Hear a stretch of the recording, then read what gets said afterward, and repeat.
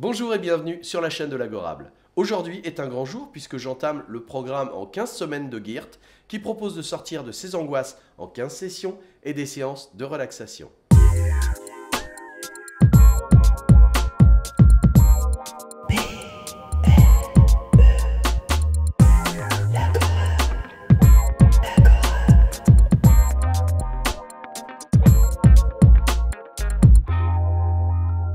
Cette vidéo, ainsi que les prochaines, auront pour sujet principal le suivi de cette thérapie et les ressentis à chaud.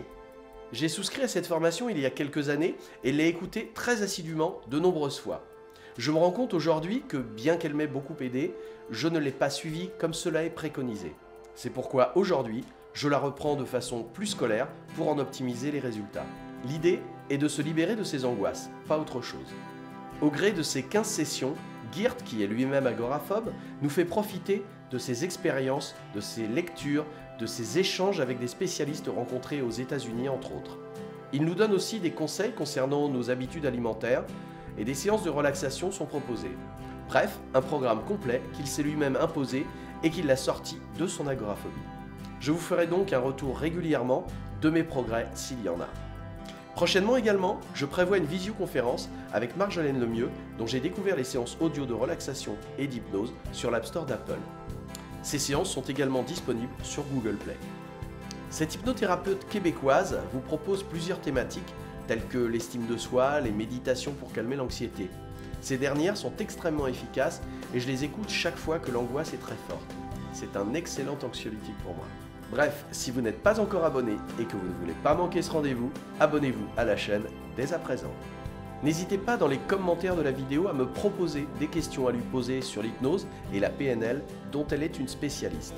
Enfin, un petit point sur les choix que j'ai faits en matière de traitement pour lutter contre mon agoraphobie et l'anxiété en général.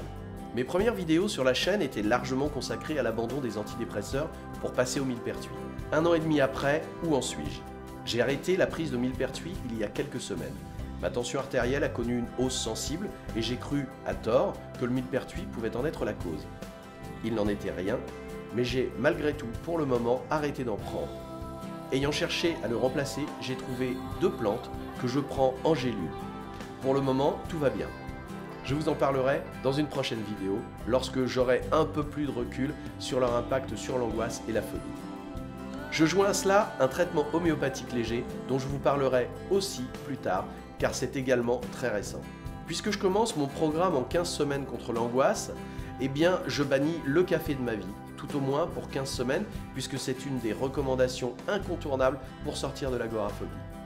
Le chocolat qui contient de la théobromine est lui aussi éliminé. Il faut savoir que la théobromine est utilisée comme diurétique, vasodilatateur et cardiostimulant. Elle a un effet moins prononcé que la caféine, mais tout de même, fini donc le chocolat. Je persiste à dire aujourd'hui que l'arrêt des antidépresseurs a considérablement amélioré mon état de santé. J'en parle dans mes précédentes vidéos dédiées au sevrage, je n'y reviendrai donc pas en détail, mais je ne regrette rien. Je ne vous cache pas que mes angoisses étaient si fortes ces derniers mois et mon agoraphobie si pesante que j'ai pensé parfois à craquer et reprendre un traitement allopathique. J'ai l'ordonnance délivrée par un psychiatre. Mais j'ai repensé à tout ce chemin parcouru et au mal que m'ont fait les antidépresseurs. J'ai pensé à vous également, vous qui suivez mes vidéos et vous qui m'avez donné la force de résister et de persister dans cette voie.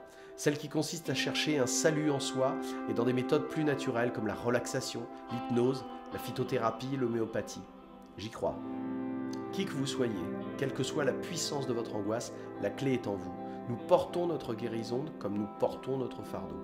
Ce fardeau, il faut s'efforcer de le voir avec beaucoup de bienveillance, car nos peurs, aussi invalidantes et violentes qu'elles soient, sont là pour nous protéger. Ce matin même, l'angoisse était présente, comme chaque jour.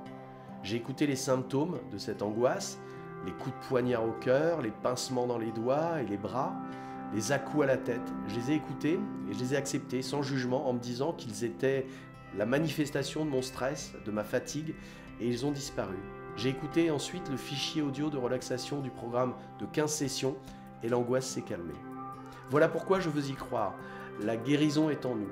Le temps et la persévérance sont nos alliés, tout comme les réseaux d'échange où nous pouvons nous rassurer les uns les autres et nous donner de précieux conseils.